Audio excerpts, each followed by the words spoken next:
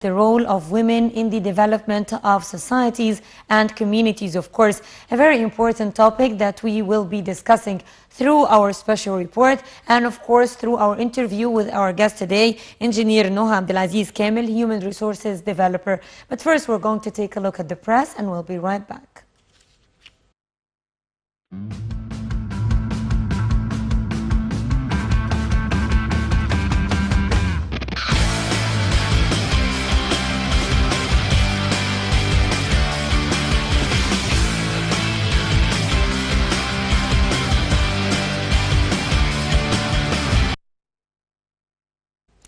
Welcome back, and our first news reads, Member of Parliament Marianne Eiser receives the honorary membership of the International Rotary Club. President and Vice President of Rotary International awarded Member of Parliament Marianne Eiser the honorary membership of the International Rotary Club during the Rotary Africa Conference held in Sharm el-Sheikh. The honorary membership of the Rotary Club is offered in exceptional cases to individuals who provide extraordinary services and contributions to the community.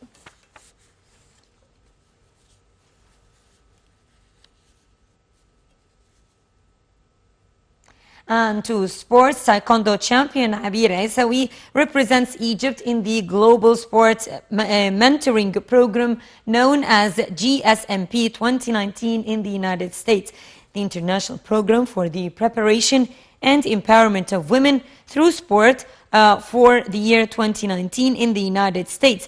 The U.S. State Department and the Global Sport Mentoring Program GSMP, sponsored by ESPN-W, U.S. Department of State and Peace and Society, invited the Olympian athlete Abir Aisawi to represent Egypt among 16 leading women in sports in the world in the U.S. The program aims to empower women in sports.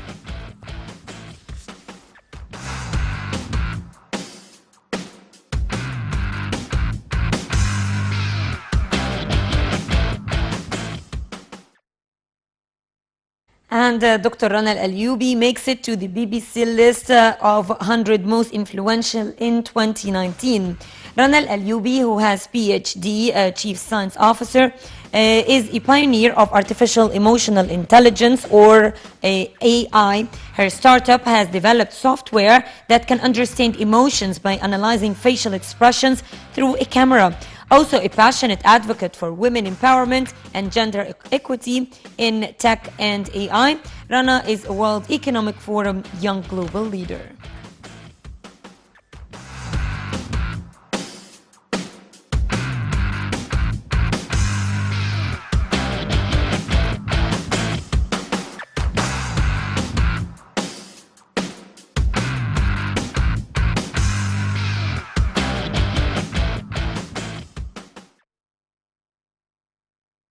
And also Egyptian swimming champion Farida Osman made it to the list of the 100 most inspiring and influential women around the world for this year. Specialized in butterfly and freestyle swimming, Farida Osman is an Egyptian national champion and has gold medals and broken records under her sleeve, which is no surprise as she is the fastest female swimmer in Egypt and Africa.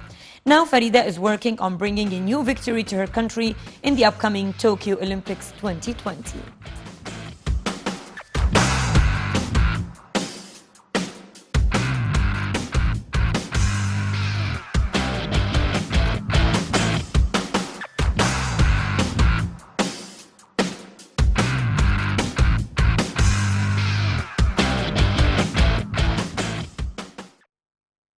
And throughout history, the central role of women in society has ensured the stability, progress, and long-term development of nations. Let's learn more in details throughout this report.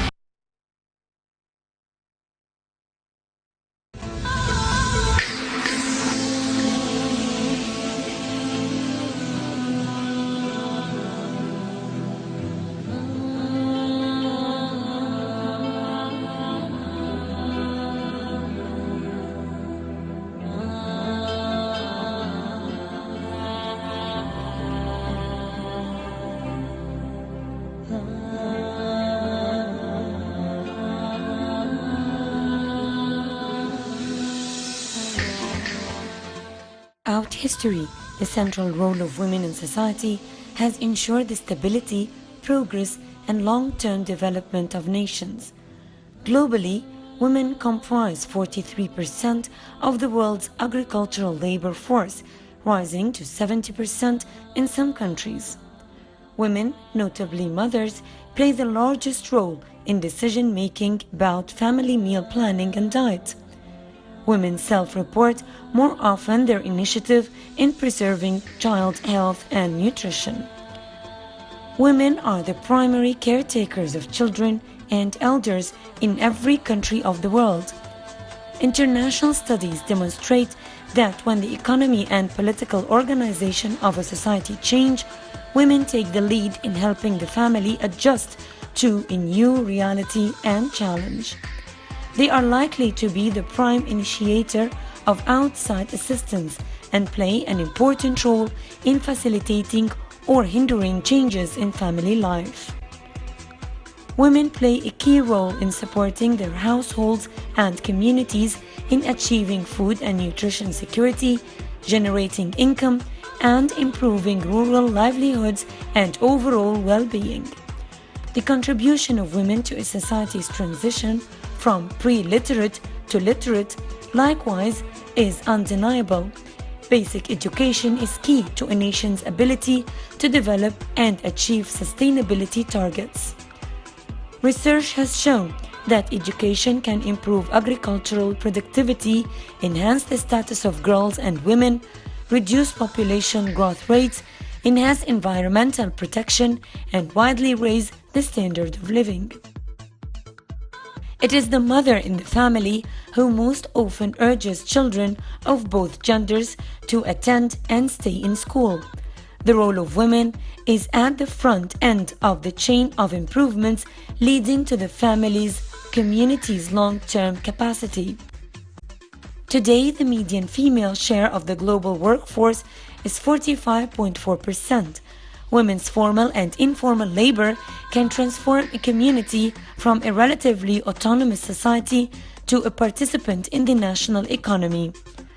Despite significant obstacles, women's small businesses in rural developing communities not only can be an extended family's lifeline, but can form a networked economic foundation for future generations.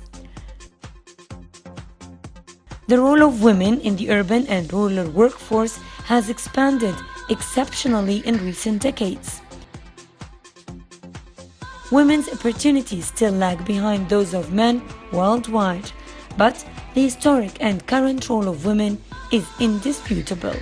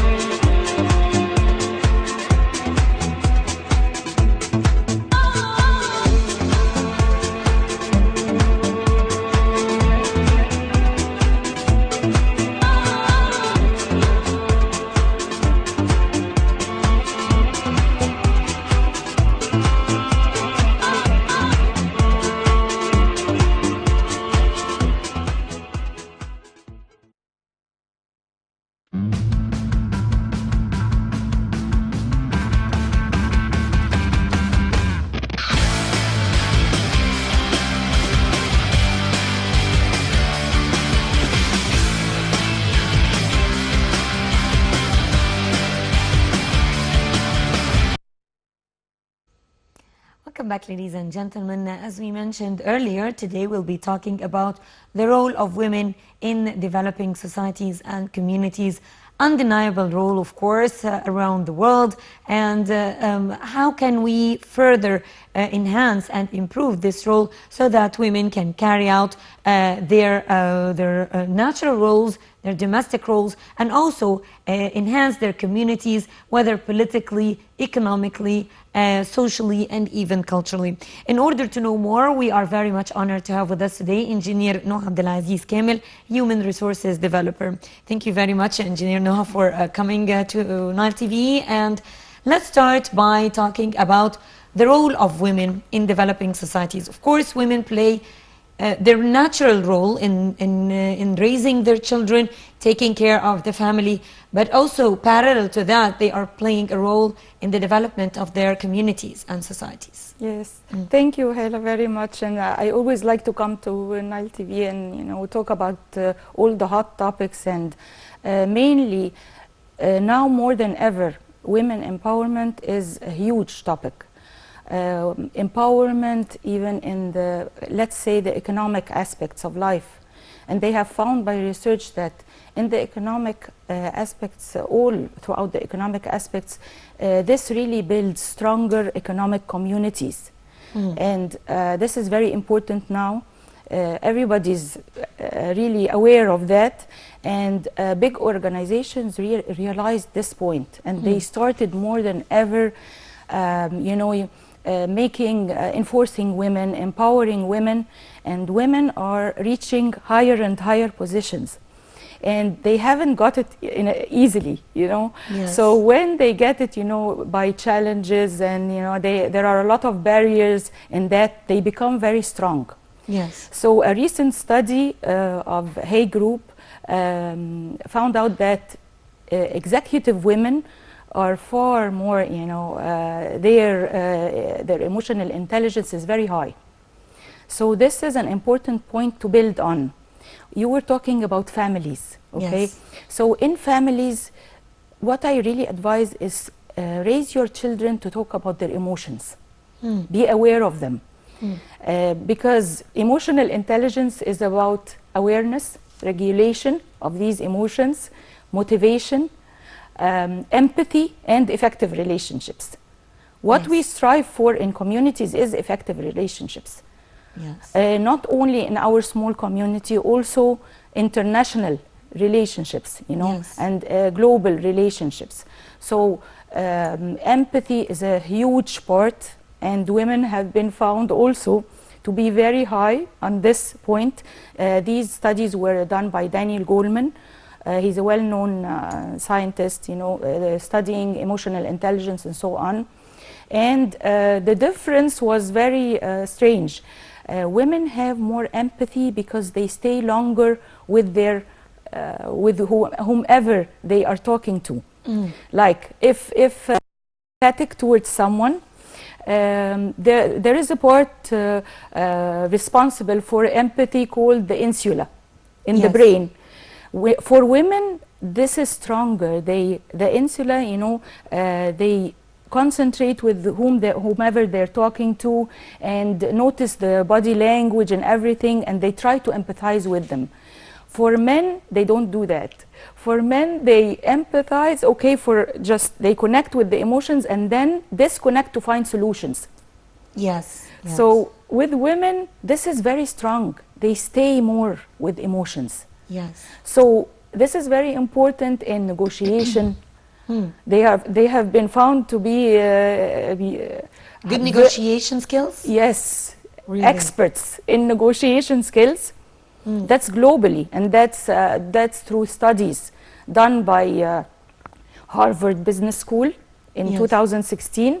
They have been found to, they took like a Spanish business school, and they compared between men and women, and they found that women were so much more connecting to the feedback from their peers, the people they're negotiating with and so on. So this gives them more clues. Yes. So they can take this and, finish it till the end and reach a solution. Because men are more authoritative. Women are more influencers. And from Men- here, being influencers, Yes. what can we do to further boost and enhance their influencing capacities or capabilities? Mainly let them collaborate and contribute in all roles of life. Give them space. Because at the end, leaders are the ones, the word leader, either men or women, they are the ones who collaborate more. So for women, collaboration comes easier. That's it. Collaboration comes easier in terms of I understand you, I empathize with you, I take more time to listen to you and to listen to your feedback and so on. Yes. So at the end, in any negotiation situation, you know, what women do versus men is women tend to, okay, we'll reach a win-win situation.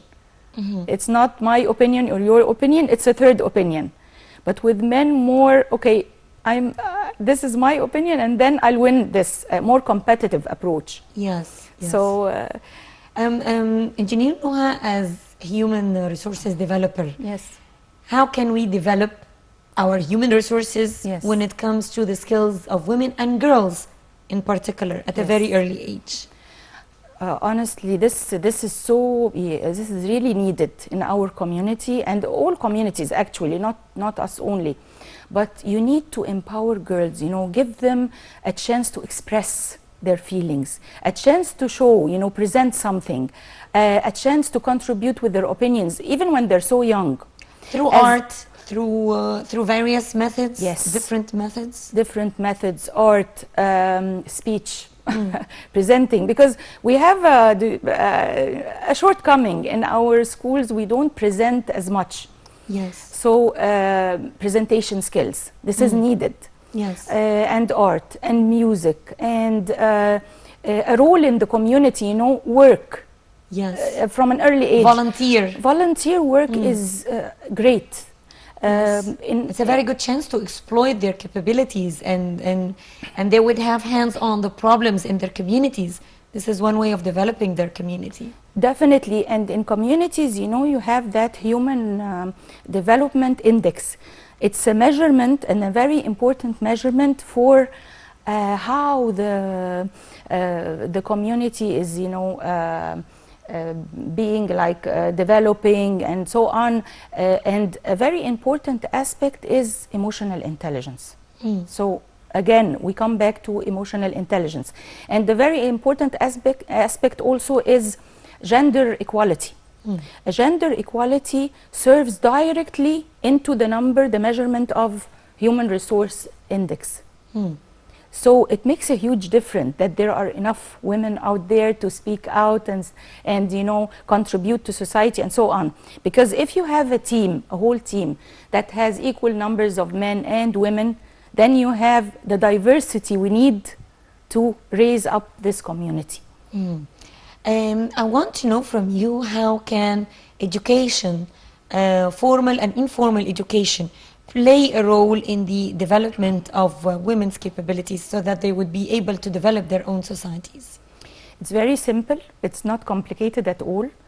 In education, let them express more. Like they started in schools now to do like these small groups of emotional intelligence, expressing their feelings, how they're angry, what is anger, what is happiness, what is stress, and so on. They started that in schools, but only recently. It wasn't there before, not in our time of schools. Yes.